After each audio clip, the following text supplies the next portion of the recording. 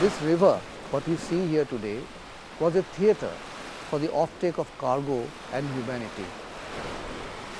The Calcutta port has a long chapter of passenger embarkation and disembarkation. And this was marked by the chapter on indenture that commenced here from around the year 1834. That is when the first ship sailed from somewhere here to Mauritius with a load of humanity.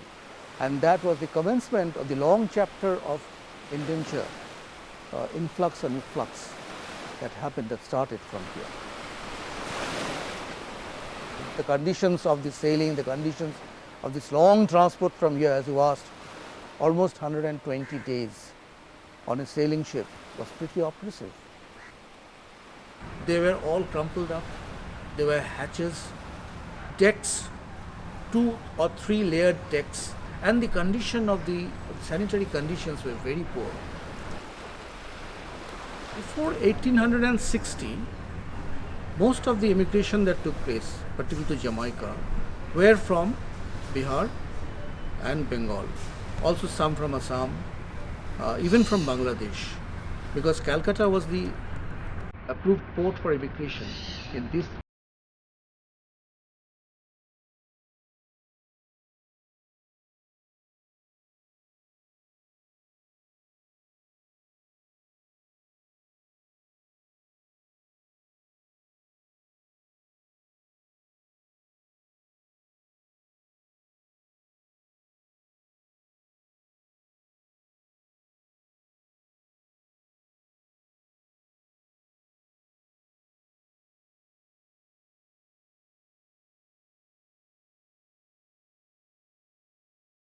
In the 1800s, India enjoyed several natural advantages. It was reportedly the second most populous country in the world and the 7th largest country by area. India at that time was a jewel in the crown of the British Empire, an outpost that ceded great value. Circumstances, however, would conspire to place India at the fierce heart of then global politics. British occupation translated into broad economic and infrastructural development for the country. Yet this advancement was not alloyed with general equity for the masses. Discontent waxed. It was uncertain times for many who called India home. The search was on for ways to provide a better future for themselves.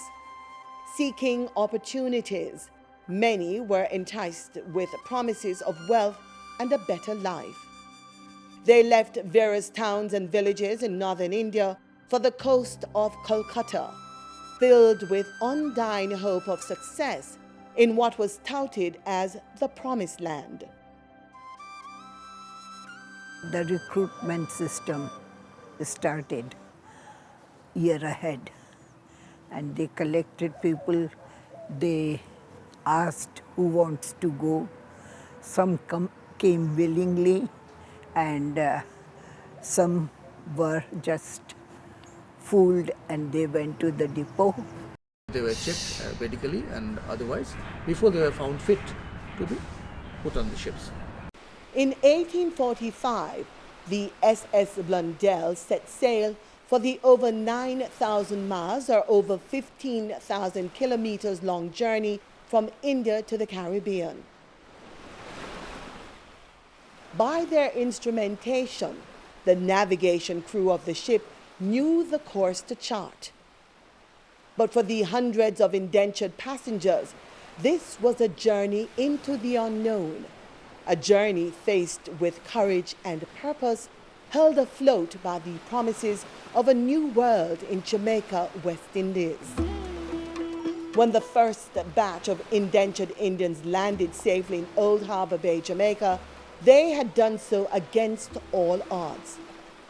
They had made the crossing in an overcrowded ship, with limited food and supplies, beset by varying illnesses. They emerged from the SS Blundell unbowed, with hope in their hearts. Indians arrived in the first ship, which is called SS Bundel, and it arrived on 9th May 1845. So the first shipment came with 261 people who landed in Jamaica, although they left 271 started from India, but 10 died in between. And when they came, they were sent to Clarendon and some to Westmoreland. With indentureship came hard taskmasters and working conditions. There were two work options opened to the Indian indentured laborers on the sugar plantation.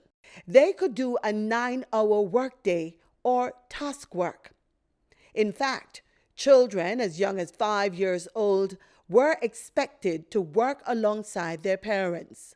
In the contract, they were given the passage to return home, and the first year of returning was more because they didn't have the extended family, but by then they had extended family, and they were only giving the return fare to individual, so that made them to stay here. They didn't have enough money to go back. The Indian indentured laborers were reportedly given one suit of clothing, agricultural tools, and cooking utensils. Their living conditions were poor. Multiple individuals or families were housed in each barrack, consisting of maximum 4 rooms. My Aj's mother was kidnapped and came over, right? So she didn't come here freely. But they grew up on the plantation in St. Mary, right? The Iterborough plantation over in Another Bay area. The things were so hard. Right? They're working from sunrise to sunset. And they didn't have more than one room for ever. I think there were 3 boys from that indentureship family. So they were all living together. So they had to sleep. And when it's cold on the seas, where they were, they would push themselves into one big crocus bag that they used to load the things in. And that's what they would sleep in, right? And she used to tell us that. But later on, they got very innovative, and what they did was to take the guinea grass and put it in the crocus bag and now make a mattress. A total of 36,412 numbers which came to Jamaica between 1845 to 1915.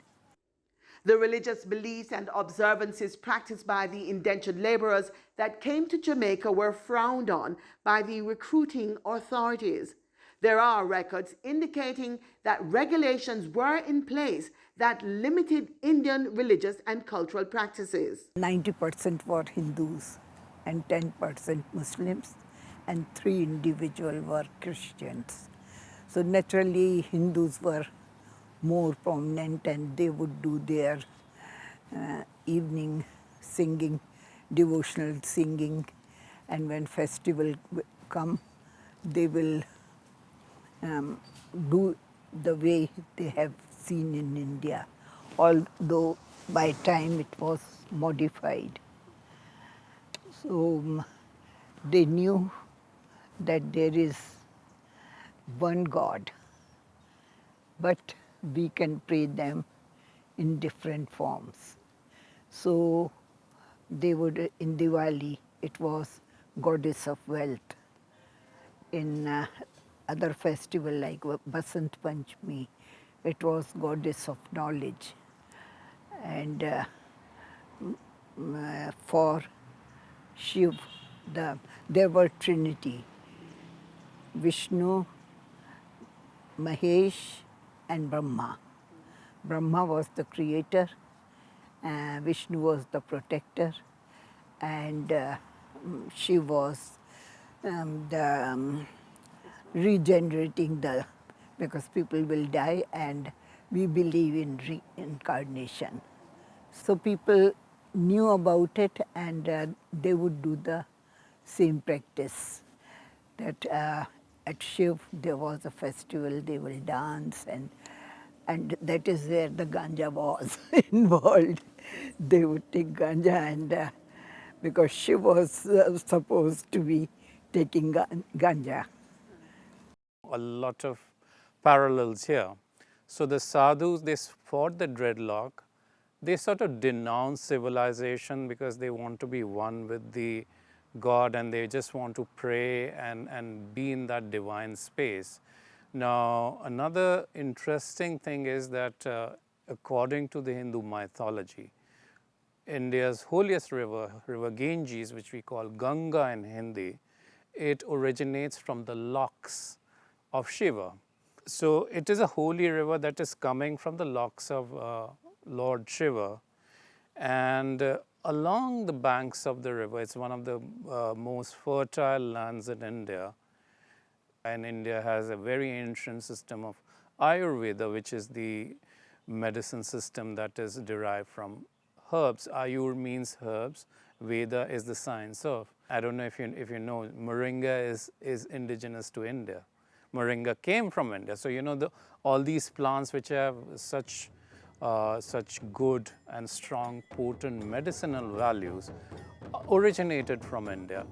They were brought here when the indentured laborers came in, and so it has evolved.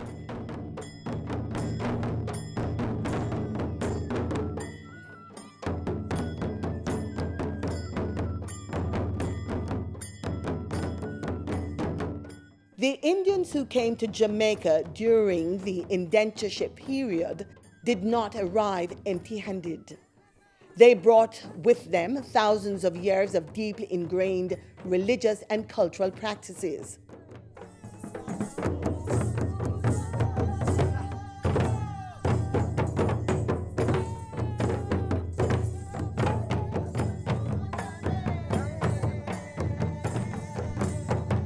There are records of those that are going to Jamaica or the South American countries like Trinidad, Fiji, Suriname, Guadeloupe, the French immigration.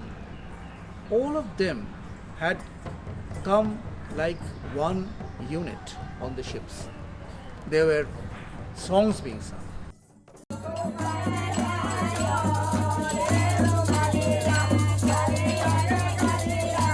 From 1845 going on, the plantations, in fact, we still have it in Golden Grove, St. Thomas, where on one side of the road you had the Indian barracks, and on the other side of the road you had the Afro-Jamaican barracks. And that was the setup in the plantation. And what the Indians used to do is at night they would congregate in circles, where the elders would be in the center, and they would be espousing Indian scriptures, they'd be singing, they'd be chanting, there'd be a lot of cultural activities, dancing, etc. The other Indian indentured laborers would be around them, and the youngsters likewise in that mix. And what people from that era describe is that outside of that ring were a lot of Afro-Jamaicans who would be looking in, hearing as to what was happening. The immigrants held on to their beliefs. With countless generations of religious and other practices in their blood, they drew sustenance. Recitations from religious texts provided the indentured laborers with spiritual upliftment and brought meaning to their hardships. There were very few who knew Urdu. This is Ramayana written in Urdu, and they brought with them a Ramayana in Urdu. This is Bhagavad Gita, another epic book, and this has been brought in around late 19th century.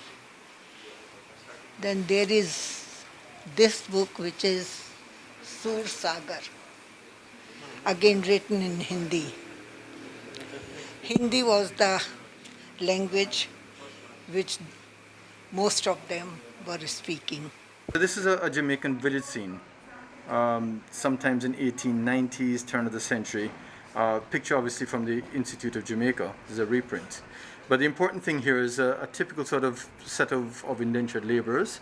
But if you look at the person in the backdrop there, what you'll see is somebody who has locks. And this would be a holy man in the plantation who is sporting his locks. And the story about this is that these used to be called jatabis, or jata. Jata means locks. And the early Rastas used to call their locks as zatabi. And it was one of the direct links that of the Indian influence on Rastafari. But the wearing of locks by holy men is common even now in India, and was very much part of the indentured labor village culture at that time. The colonial plantocracy reportedly moved to whitewash Indian culture. One way in which this manifested was the anglicizing of Indian names. According to the planter class, this was necessary as they found traditional Indian names difficult to pronounce. The colonials did not recognize Indian marriages as legal, and children born of such unions were deemed illegitimate. Thrust into a hybrid culture, the Indian immigrants adapted by forming new social interactions.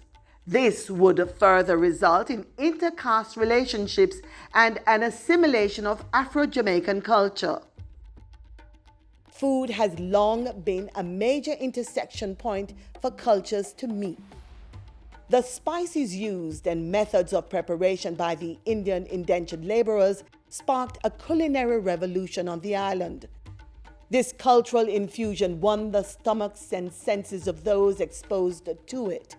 Soon, there was a smorgasbord of dishes made with vegetables, natural spices including cumin, ginger, turmeric, and authentic Indian curry. Curry coat, chicken curry, or roti, all these things, I think it's a huge influence on Jamaican society. I don't know which one is Indian food, which one is Jamaican food now. I think it just jerk chicken stands out. Otherwise, all other things seem to be completely, fused. The local flora would also be buoyed by the arrival of the Indians. They introduced several plants and trees in Jamaica, including mango, tamarind, and jackfruit. Bandana, as you know, is the national dress. Jamaica, Miss Lou always wore it. It's synonymous. Bandana is a cloth which is also, a lot of Jamaicans will know it as Madras. Now Madras, now is Chennai, is a port city in southern Indian state of Tamil Nadu, where ships left for different countries across the world where British took the Indian indentured laborers. So the Madras, the print, the bandana print is unique with its squarish shape, the check shape. The root word of bandana comes from Hindi, which is bandhna. Bandhna means to tie. The local folk music that came up in a big way, like in Jamaica, the Bhojpuri music that came, it reeks with this sadness. This reeks with this kind of lament that why did my beloved go from here? There are these 3 or 4 lines from, I remember, from Brijlal's book, the noted historian who had written on Jamaican and Trinidadian exodus. The lines go like this: the rail is not my enemy, neither is the ship. Money is my enemy, for it takes my beloved from place to place. The Indian indentureship program would eventually be abolished in 1917. Its lifespan was shortened by several factors, including malpractices and ill treatment of the laborers by the planter class, and extreme political pressure due to growing Indian nationalism. The leader of the Indian freedom movement, Mahatma Gandhi, saw firsthand the plight of the indentured laborers. He was one of the votaries against the perpetuation of immigration. when immigration was abolished finally in 1917, and there was a Trinidadian clamor to continue with immigration. It is Gandhiji who said, "I shall go on a hunger strike if you continue with immigration." They left the plantations to work for themselves. They knew the art of cultivation. As you know, they came for sugarcane, but later on they started rice cultivation in Westmoreland. And they were very good farmers. Majority were the farmers. And when indentureship finished, some were given in lieu of return passage a land. So in that land, they started cultivation, and that was their profession. And those who were artisan, they took that, like potters, they would make lot of things for people's need to keep water. And some were cobblers. They would sit on the street or open a small shed and repair the shoes. Some were tailors. Everybody picked up their particular interest and where they were good at it. Jewelry and adornments are reflective of social status. The traditional handcrafted Indian jewelry were heavy and intricate in design. They included beaded Indian fringe necklaces, a variety of bangles, elaborate earrings, and jewelry made for the feet. After indentureship, and probably a bit before that too, the only sport that the Indians really had an impact in Jamaica in was horse racing and cricket. The sport of kings, which is racing, and the sport for kings, which is cricket, is where the Indians had an impact, both in playing and administratively as well. Way back in the 1930s, there were teams, and in fact there was an all-Indian team that played in Jamaican competitions for quite a while. Of late, people like Mr. Wilford Billy Heaven, the current president of Jamaica Cricket Association, is an Indo-Jamaican from Westmoreland. Yours truly also joined him on the West Indies Cricket Board. And there have been many other persons of Indian origin who've helped administratively in Jamaica cricket. I remember in the 70s we had a young bowler named Samuel Francis from Westmoreland, who might have been the first of Indian origin to play. And of late, we have a lot of youngsters playing at the youth level, now transitioning into first-class cricket and one-day cricket of Indian origin. They would be descendants of not just indentured laborers, but Indians who came thereafter. As we move along, in 2007, we had the World Cup of Cricket in the Caribbean, and as you can see, Sabina Park was refurbished. But what we didn't do was to put up lights at that time. Inexplicable, but Jamaica and Barbados did not put up lights. Modern cricket is played under lights as much as it's played in the days. You've now even got night test matches. And so there was a dilemma because it was hard to get lights. And it was only about maybe 8 years ago or so that the Jamaica Cricket Association approached the government of India via the government of Jamaica. And the government of India donated the lights to Sabina Park. The composition of Indian immigrants to Jamaica evolved from indentured laborers in the late 1800s to business people in the 1950s.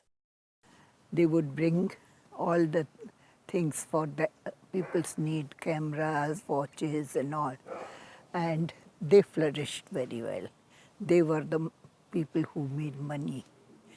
Then in 1980s, the professionals started coming from India.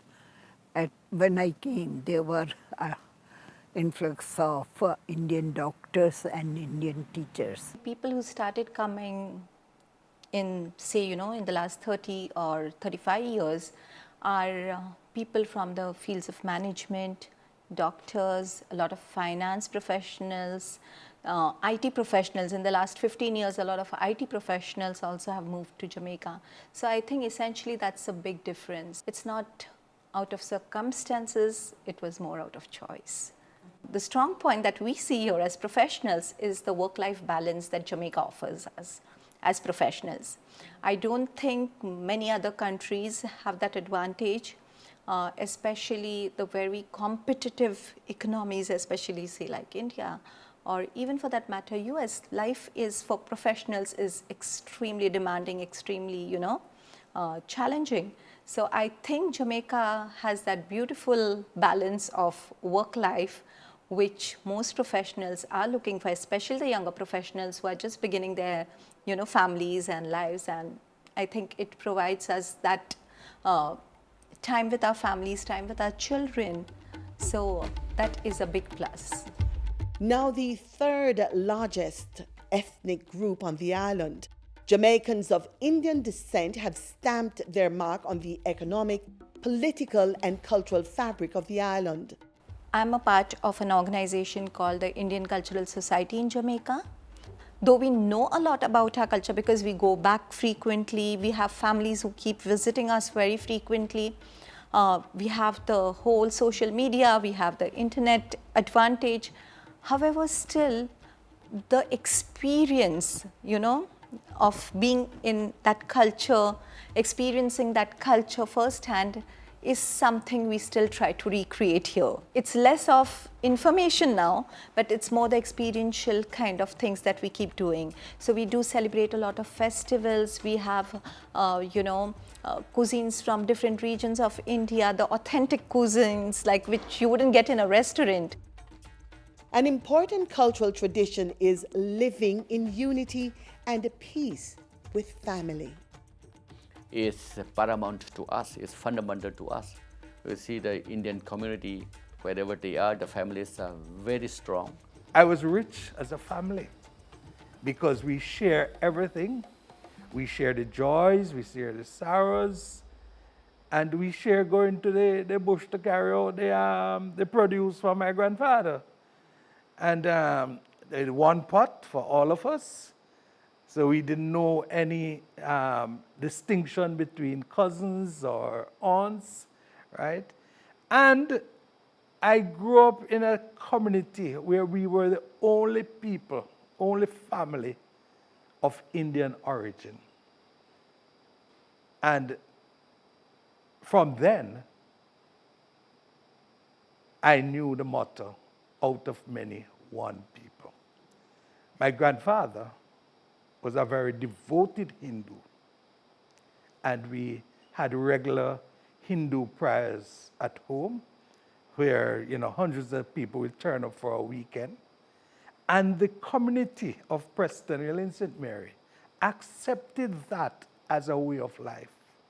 Despite this practice of cultural preservation, miscegenation has occurred, and there has been a significant blending of Afro and Indian cultures.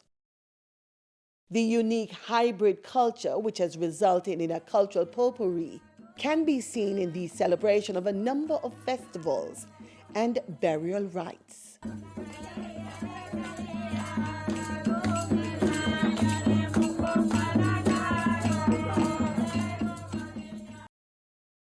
Some have emerged as influencers in all fields of industry. One such area is that of medicine.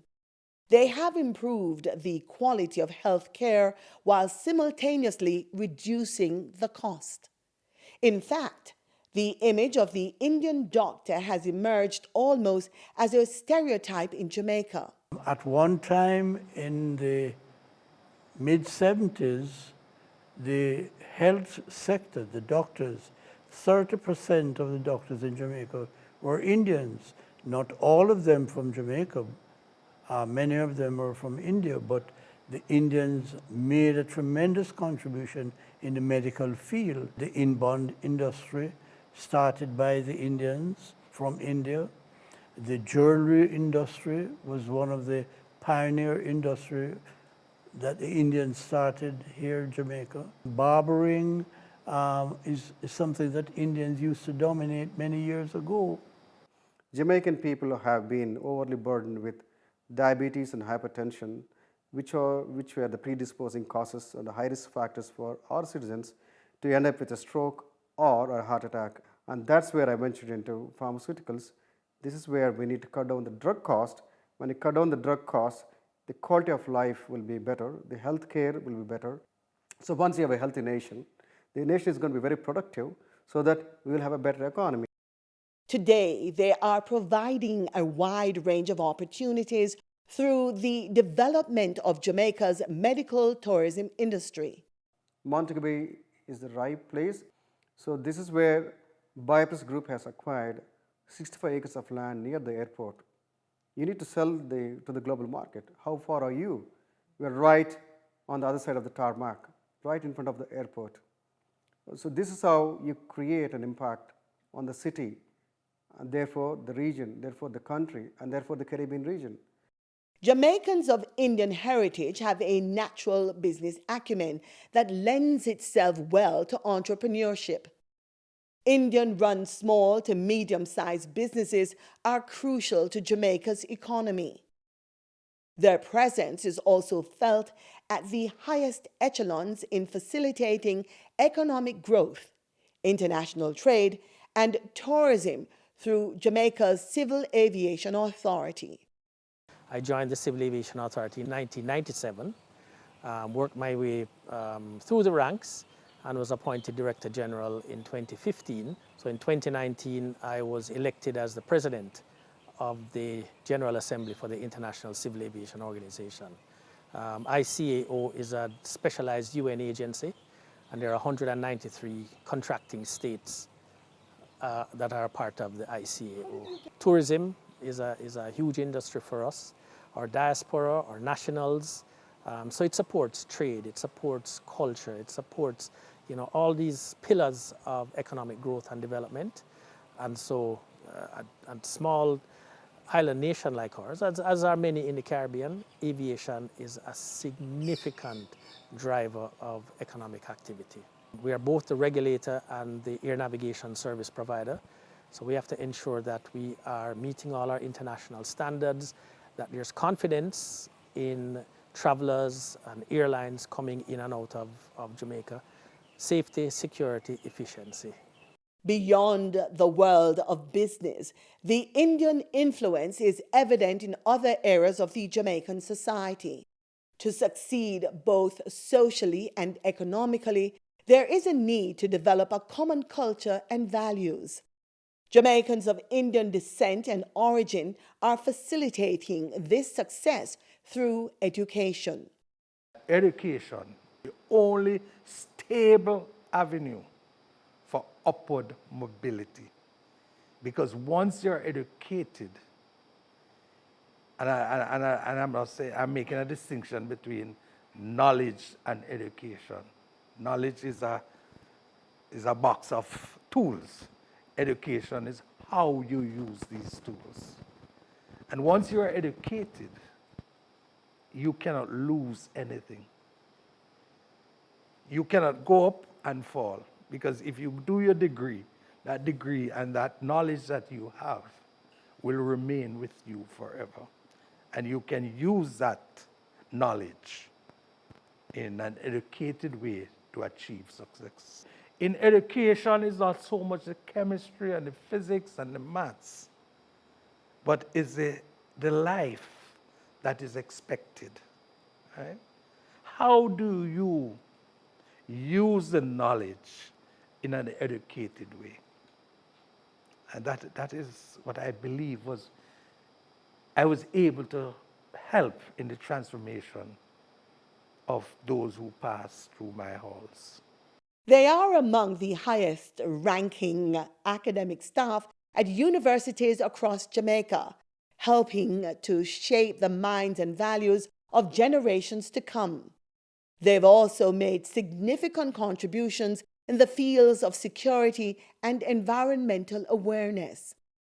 I'm Indian by birth, and as you know, I came here very early in life, and it was almost accidental because the Indian cricket teams and stuff were coming, so I tried to follow them.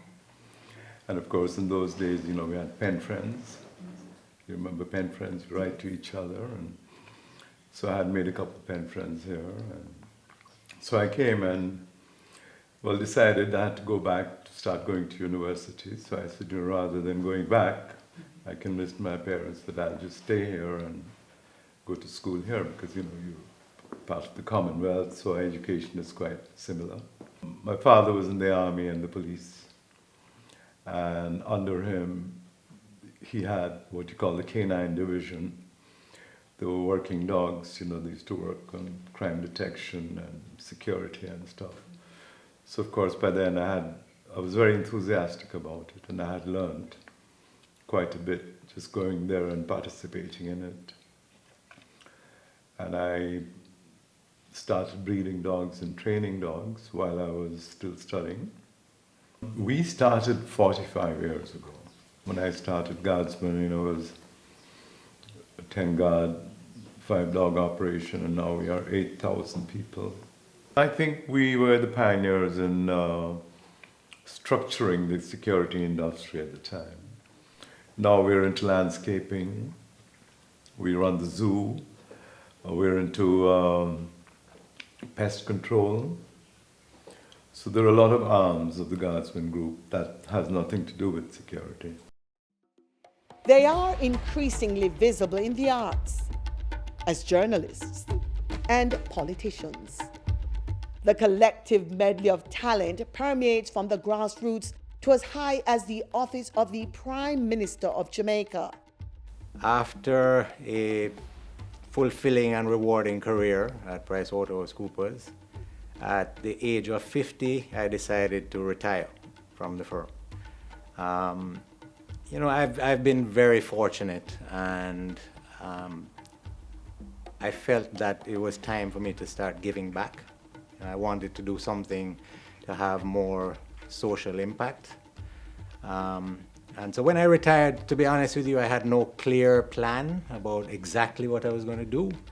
I started teaching at UWI, and out of the blue, one day I got a call from our Prime Minister asking me to come and help at OPM. And obviously I was very honored to get that call, and so it's been 2 years since I've been serving at the Office of the Prime Minister as a senior advisor. Education, I think, is the solution to all our big problems, whether it's poverty, crime and violence, lack of economic growth. Solution lies in education. So I'm very passionate about trying to fix our education system and get more Jamaican children the type of education that I received. The second one is the environment. Environment and climate change is probably the defining challenge of our generation. The blending of cultures at ground zero in Jamaica has also found expression at higher levels, leading to formal treaties of bilateral cooperation and assistance between Jamaica and India. Indians across the globe have done very, very well, including, I would say, the people who run big technical giants like Google and Microsoft and Twitter are all of Indian origin. So I'm not really surprised about the Indian origin Jamaicans doing well in their country of origin. So I'm sure they have a reason to celebrate. And from my perspective as Minister of State for Foreign Affairs, I would say these are my ambassadors, because they are doing for India what officially appointed ambassadors are doing, but unofficially they are the ones who you look at and you see what India and Indians stand for. So very, very proud of Indian diaspora doing their bit to the well-being of everyone, and peace and global peace also. Today, India and Jamaica retain close diplomatic ties.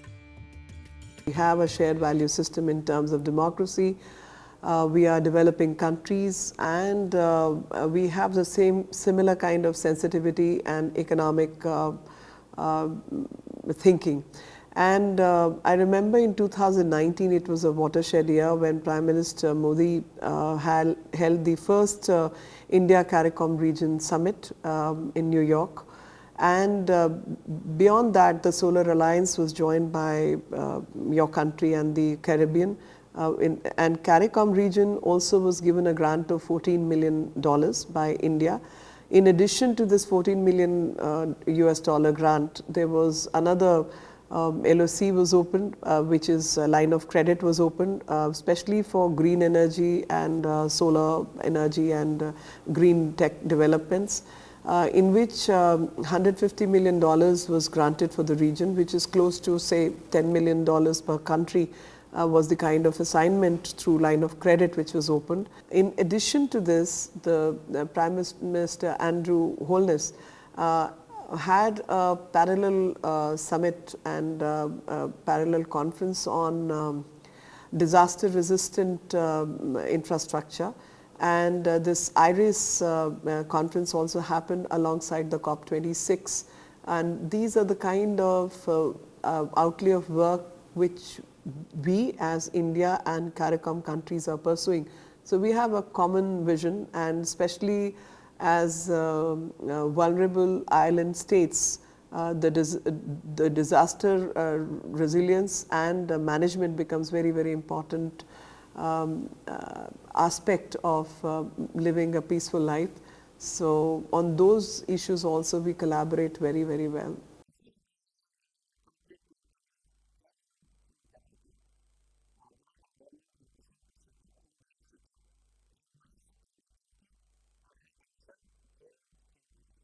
Our objective is to really build and strengthen the diplomatic relationship with India. We see and respect India for so many of its achievements, apart from the fact that India has bestowed upon the world science, mathematics, chess, so many things, Ayurveda, yoga. They are also critically important on the world stage at this moment. India has emerged as a leader in the fight for resilience. If you note, India has been very instrumental, particularly this Prime Minister Modi-led government, in the establishment of the CDRI, which is a Coalition for Disaster Resilience Institute. And then you also have, they're leading the way at the forefront of alternative energy. And they also are the headquarters for the International Solar Alliance. Friendship is tested in times of hardship. The strong friendship between Jamaica and India was reinforced when India donated a shipment of 50,000 doses of the AstraZeneca COVID-19 vaccine to the island on March 8, 2021. This was the island's first batch of the vaccine to combat COVID-19. We believe in a global family. We believe in our ancient wisdom, in our ancient tradition that the whole world is one family. So the pandemic is not going to go away if only India is coming out of that. But so we share our pharmaceutical products, the facilities that we have. And in March 2021, Jamaica was the first, in fact, the first country in this region to share our vaccine that have come up. We shared 50,000 doses. We don't forget our friendly countries, including Jamaica, because under South-South cooperation, we are developing countries, and we know that the people of Jamaica are important for us. You are close to our hearts. So we have to share this, whatever good that we have, whatever little achievement that we have, we share it.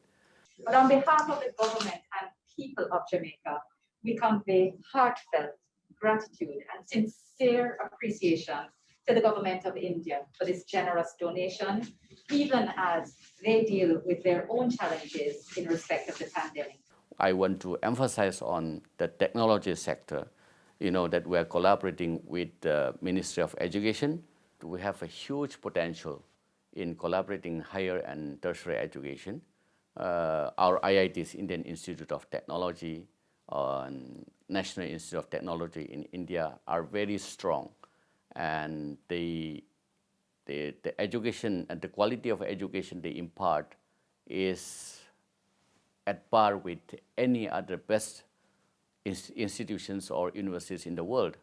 But it seems that they are very less known in Jamaica. So my effort is to link up with these universities. The government of India has expressed interest in extending our IIT education outside of India. The impact of Indians is going to be a lot more. With even the recent initiative, our Indian High Commissioner, His Excellency Mr. Masuki, said he wanted to build a scholarship exchange program by sending out Jamaican children to the Indian Institute of Technology, the premium institute in the world. Google CEO is from IIT, Indian Institute of Technology. CEO of Microsoft is from there. He wants to send our Jamaican graduates for postgrad studies to those institutions. This, as I said, this is just the beginning. Just let's watch and see how it will transform. And once again, we have to depend on our able leaders to bring that gap quickly closer together so you can see the real impact of the Indians on Jamaica. Every culture transmits values through its educational process. Some of the core Indian values are respecting your elders, unity, courage, and strength of purpose. I would highlight three things. First of all, the value of hard work. I was taught that there's no shortcut to success. There's no easy way. Nothing worthwhile in life ever comes easy. Second thing is humility. I was taught never to let success get to my head and to treat everyone with dignity and respect, no matter whether they're a prince or a pauper.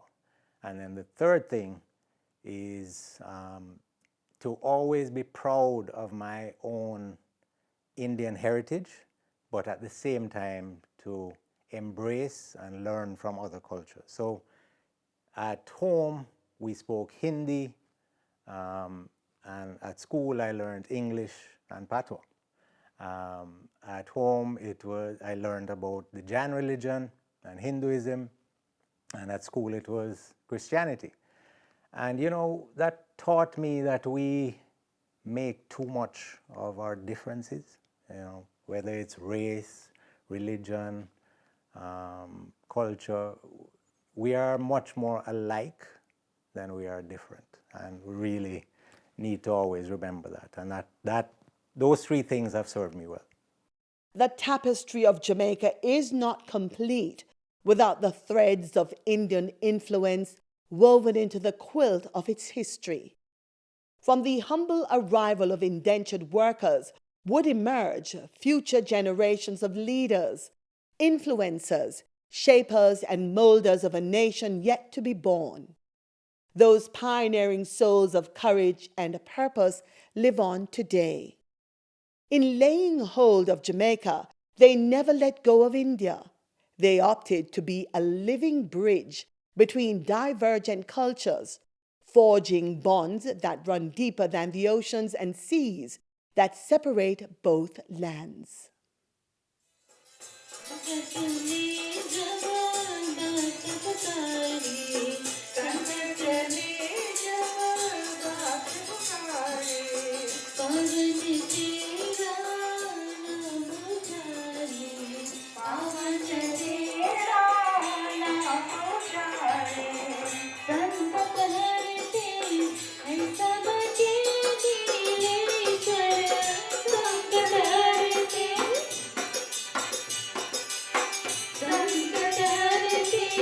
Hey,